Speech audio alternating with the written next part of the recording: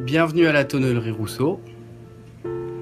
Donc c'est une entreprise bourguignonne basée à Couchet à Gevrey-Chambertin qui existe depuis les années 50, fondée par Julien Rousseau.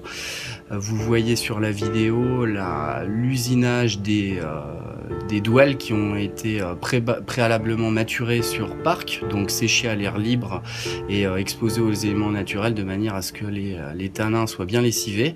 Donc on a des opérations d'usinage de manière à nettoyer les bois et enlever la croûte qui s'est formée pendant le séchage, de manière à ce que les bois soient bien propres. Donc on voit ici l'opération d'étalage préalable au montage de la carcasse ou au montage de la rose.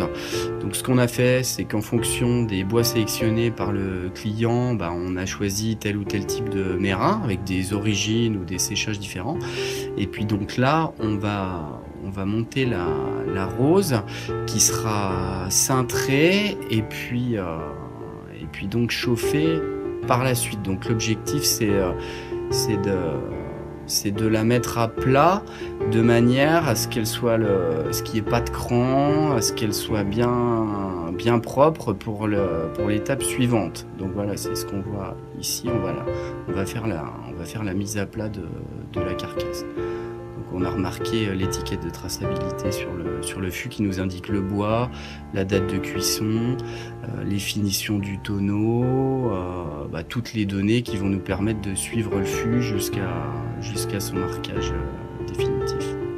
Donc la carcasse va être montée avec des cercles de fabrication qui sont plus épais et qui ne se déformeront pas puisqu'ils vont subir une pression continuelle pendant les opérations de cintrage et puis de cuisson. La cuisson qu'on voit à ce moment-là où notre client va pouvoir choisir entre une chauffe légère, moyenne longue, moyenne plus ou forte, en sachant qu'aujourd'hui les chauffes privilégiées sont plutôt des chauffes moyennes et assez longues, de manière à privilégier le fruit et puis la longueur sur les vins, sans accès sur les notes de torréfaction. Le tonneau va bien sûr être éprouvé, c'est-à-dire qu'on va le remplir avec quelques litres d'eau et puis le gonfler à l'air comprimé pour vérifier son étanchéité.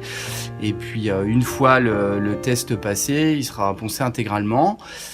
Et ensuite, on passera à l'étape de la préparation de commande où on notera au laser donc la marque du tonneau, les bois, le niveau de cuisson et puis l'année de fabrication.